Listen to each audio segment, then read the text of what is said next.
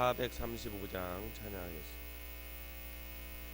찬송가 435장입니다.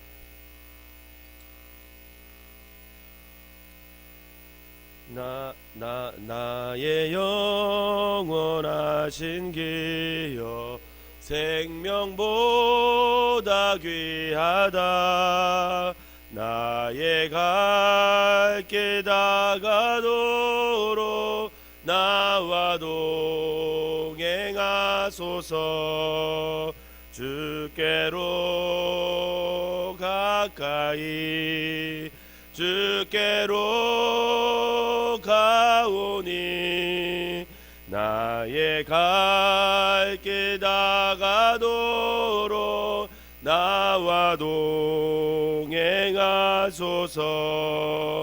세상 무기한 일함과 모든 명예 버리고 험한 길을 가는 동안 나와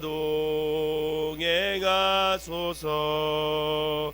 주께로 가까이 주께로 가오니 나의 갈 길 다가도록 나와 동행하소서.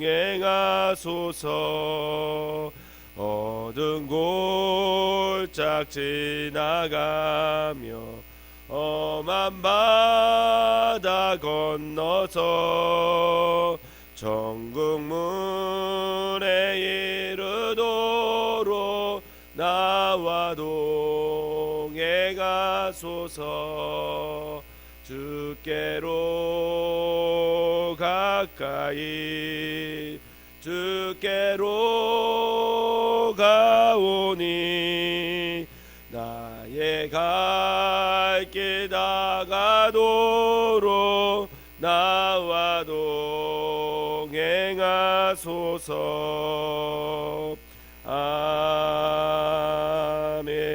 아멘. 사도신경으로 신앙 고백 드리도록 하겠습니다.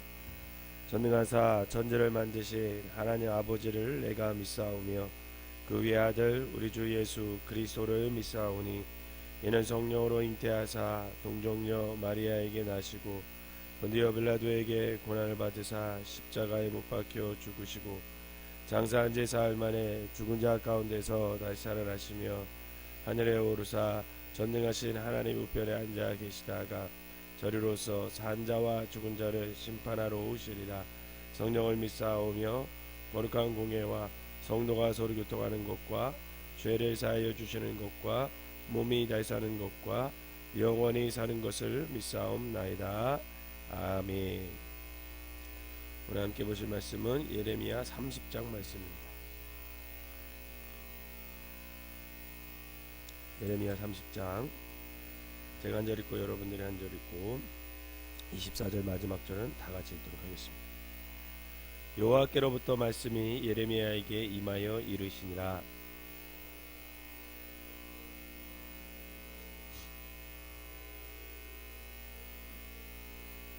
여호와의 말씀이니라. 보라, 내가 내 백성 이스라엘과 유다의 포로를 돌아가게 할 날이 오리니 내가 그들을 그 조상에게 준 땅으로 돌아오게 할 것이니 그들이 그 땅을 차지하리라. 여호와께서 말씀하시니라.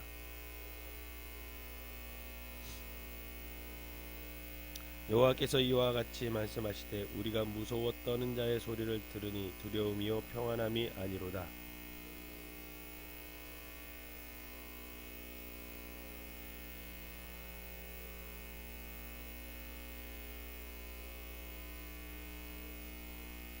슬프다 그날이여 그와 같이 엄청난 날이 없으리라. 그날은 야곱의 환난의 때가 되미로다.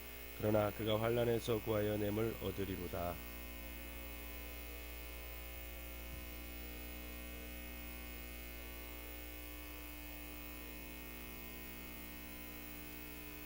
그들은 그들의 하나님 여호와를 섬기며 내가 그들을 위하여 세울 그들의 왕 다윗을 섬기리라.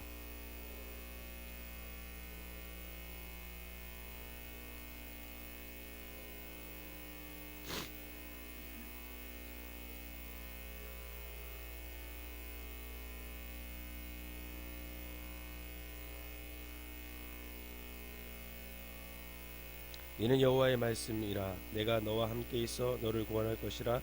너를 흩었던 그 모든 이방을 내가 멸망시키리라. 그럴지라도 너만은 멸망시키지 아니하리라. 그러나 내가 법에 따라 너를 징계할 것이요 결코 무죄한 자로만 여기지는 아니하리라.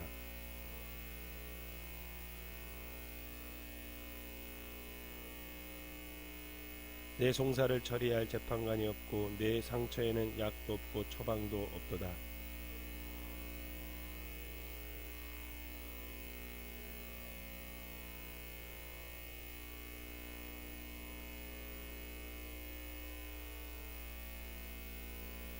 너는 어찌하여 내 상처 때문에 부르짖느냐. 내 고통이 심하도다. 내 악행이 많고 내 죄가 허다함으로 내가 이 일을 너에게 행하였느니라.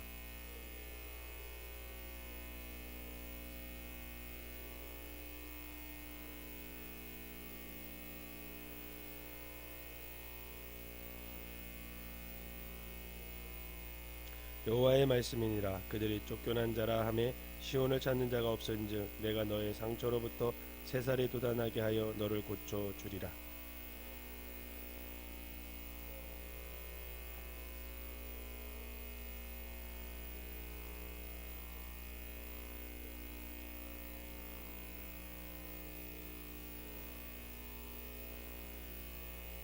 그들에게서 감사하는 소리가 나오고 즐거워하는 자들의 소리가 나오리라. 내가 그들을 번성하게 하리니 그들의 수가 줄어들지 아니하겠고 내가 그들을 존귀하게 하리니 그들은 비천해지지 아니하리라.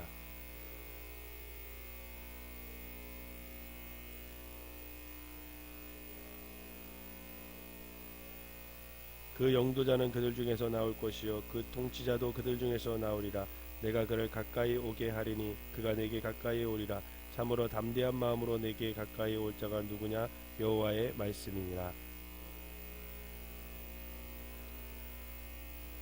보라, 여호와의 노여움이 일어나 폭풍과 회오리 바람처럼 악인의 머리 위에서 회오리 칠 것이라. 여호와의 진노는 그의 마음의 뜻한 바를 행하여 이르기까지는 돌이키지 아니하나니 너희가 끝날에 그것을 깨달으리라. 아멘. 이 새벽에도 하나님의 은혜가 여러분들과 함께 하시기를 주님의 이름으로 축원합니다. 우리는 예레미야 오늘 30장에서 이스라엘을 다시금 회복시키고자 하는 그 하나님을 만날 수가 있습니다.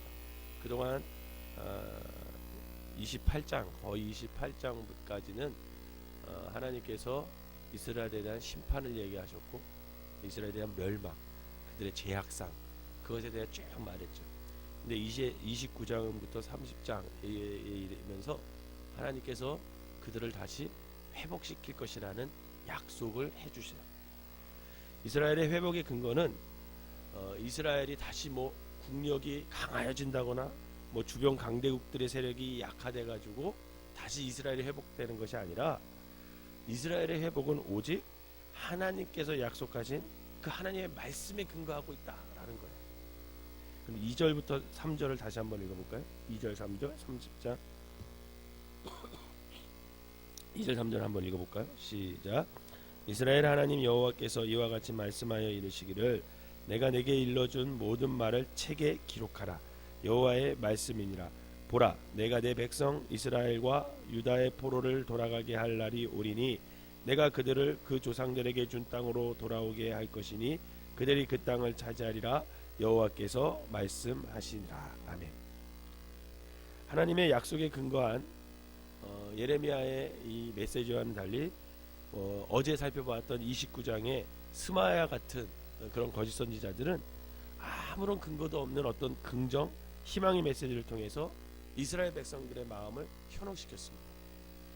거짓 선지자들의 근거 없는 낙관론으로 인해서 이스라엘 백성들은 죄악이 무엇인지 자신들의 죄악에 대해서 좀 진지하게 돌아볼 수 있는 그런 시간과 마음이 없었어요.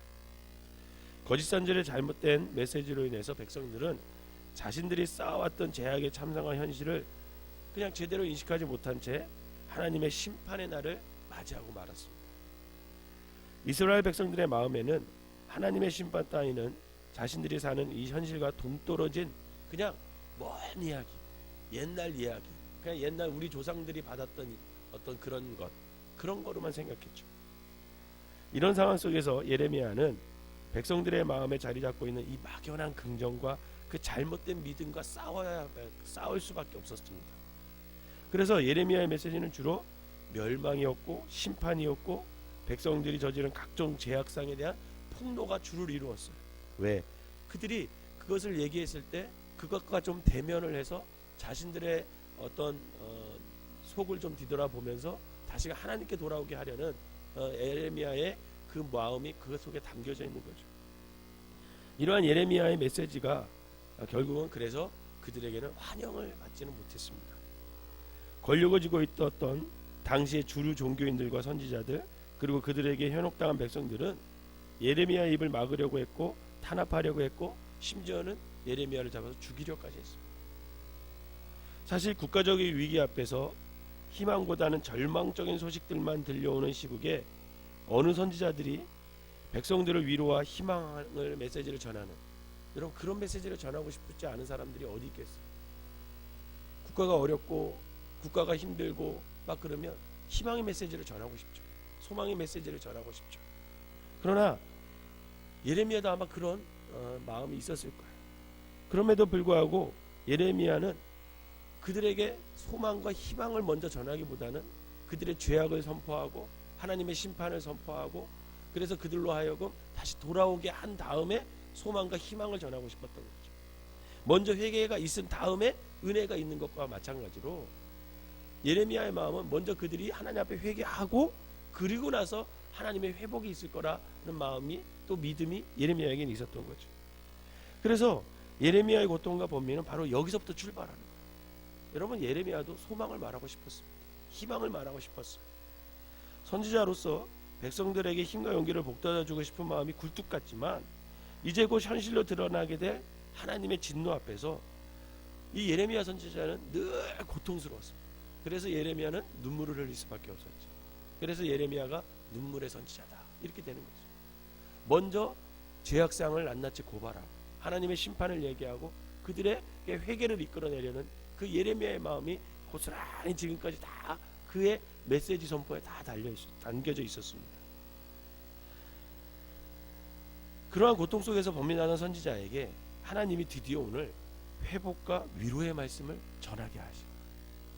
하나님께서는 예레미야에게 이스라엘 백성들이 포로된 땅에서 다시 자신의 나라 즉 고국으로 다시 돌아오게 될 것임을 기록하라 이렇게 말합니다. 여러분 그때 당시에는 말을 기록하는 때가 아니었어요. 그냥 듣고 머릿속으로 마음속으로 기억하는 그런 때였어요. 구전시대라 그러죠. 그래서 그들은 하나님의 말씀을 자녀에게도 가르칠 때 기록해서 가르치는 게 아니었고 사실은 계속해서 말로 얘기해 줍니다. 그러면 자녀들이 그걸 듣고 그것을 기억했다가 또 다른 자기 자녀들에게 또 말로 전하는 그런 구전시대였어요. 사실은 누군가의 말을 기록으로 남겨주기보다는 그냥 입에서 입으로 구전되어 전해오던 그 시대에 하나님의 말씀을 기록하라 이렇게 명령하신 것은 그 말씀하신 내용에 대한 분명한 책임을 하나님께서 지시겠다 이런 뜻이 담겨져 있는 거죠. 그리고 그 말씀을 하나님께서 반드시 이룰 것이다 이런 뜻이 그 안에 담겨져 있습니다. 그래서 하나님은 기록해라 증거로 남겨라 그렇게 말씀하시는 거예요. 그런데 회복에 대한 하나님의 메시지는 거짓 선지자들이 외쳤던 거짓 평화는 그 내용이 조금 달라요. 그럼 10절과 11절을 한번 읽어보겠습니다. 10절과 오늘 30장 10절과 11절 시작. 여호와의 말씀이니라. 그러므로 나의 종 야곱아 너는 두려워하지 말라. 이스라엘아 놀라지 말라. 내가 너를 먼 곳으로부터 구원하고 내 자손을 잡혀가 있는 이 땅에서 구원하리니 야곱이 돌아와서 태평과 안락을 누릴 것이며 두렵게 할 자가 없으리라. 이는 여호와의 말씀이라. 내가 너와 함께 있어 너를 구원할 것이라. 너를 흩었던 그 모든 이방을 내가 멸망시키리라. 그럴지라도 너만은 멸망시키지 아니하리라. 그러나 내가 법에 따라 너를 징계할 것이요 결코 무죄한 자로만 여기지는 아니하리라. 아멘.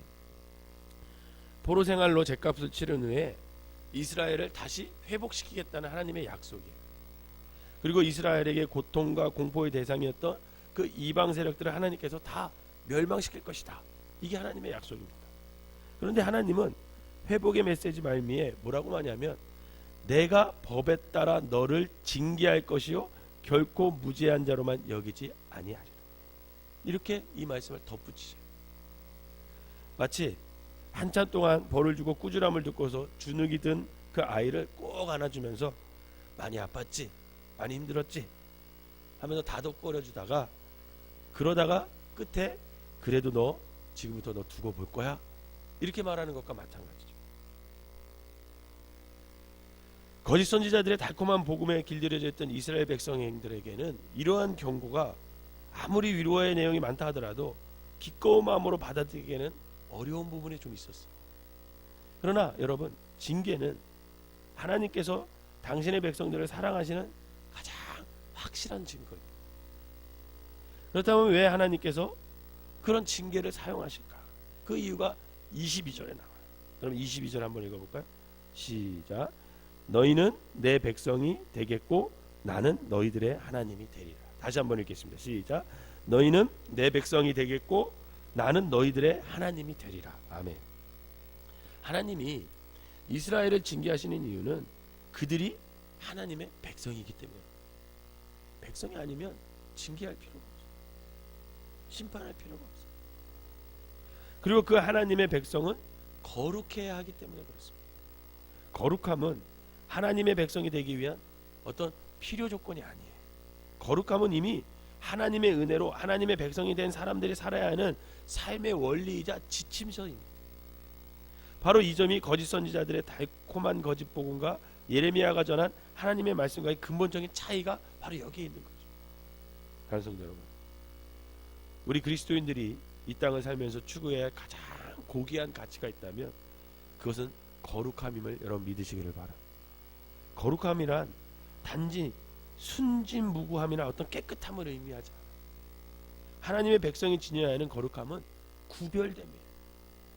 구별됨. 이번 박근혜 최순실 게이트 사건을 보면서 정말 구별됨 없이 살면 우리도 저 사람들 같이 죄악된 삶을 살 수밖에 없겠구나, 그거를 다시 한번 깨닫습니다.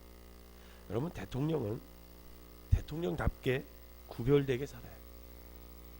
지도자이면 지도자답게 구별되게 살아야 됩니다. 언론인이면 언론인답게 구별되게 살아야 해요. 종교인이면 종교인답게 구별되게 살아야 돼요. 구별됨이 없이 결국 탐욕으로 인생을 망치게 돼요. 그 구별됨이 없잖아요. 결국 욕심내다가 죄악으로 삶을 그냥 마무리하게 됩니다. 더 심각한 건 그 구별됨이 없잖아요. 그럼 자기 자신이 어떤 죄를 졌는지도 모른다. 우리 그리스도인들은 구별하며 살아가시기를 주님의 이름으로 부탁을 드립니다.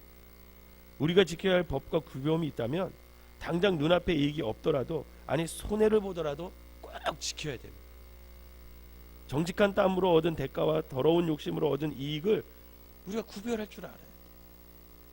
이 나라의 전체가 총체적인 어떤 부정과 부패가 점철되어 있다 할지라도 우리 그리스도인들이 구별해야 할 것은 구별해낸다면 이것이 바로 우리가 이 땅에 소금과 빛으로 살아가는 바른 길이라는 것입니다. 바라기는 우리는 더욱더 하나님의 말씀과 하나님과 친밀한 교제를 통해서 더욱 구별된 삶을 통해서 참된 그리스도인으로 살아가는 저와 여러분 되시기를 주님의 이름으로 부탁을 드립니다. 기도하겠습니다. 사랑과 은혜가 충만하신 하나님, 사람은 참 연약한 존재입니다. 그래서 사람을 의지하려고 하고, 제도를 의지하려고 하고, 돈을 의지하려고 하고, 권력을 의지하려고 합니다. 그런데 사실 그 모든 것들이 우리의 안전을 보장해 주지는 못합니다. 오늘 우리의 하루가 기꺼이 우리의 안전 보장이 되어 주시는 하나님 아버지를 온전히 신뢰하는 한날이 되게 하여 주시옵소서. 또한 이 땅에서 사는 우리의 오늘이 아버지의 백성답게 사는 한날이 되게 하여 주셔서 하나님 아버지의 백성에게 하나님 아버지의 거룩함을 담게 하시고 그 거룩함을 쫓아 구별된 그리스도인으로 살 수 있도록 용기와 믿음과 결단을 허락하여 주시옵소서. 박근혜 최순실 사건을 통해 고통의 시간을 겪고 있는 이 나라와 이 국민을 긍휼히 여겨주시고 이러한 비극을 다시 되풀이되지 않도록 하나님께서 지혜를 허락하여 주셔서 그 지혜로 말미암아 이 어려운 난국을 잘 해결해 나갈 수 있도록 인도하여 주시옵소서. 예수님의 이름으로 기도하옵나이다. 아멘.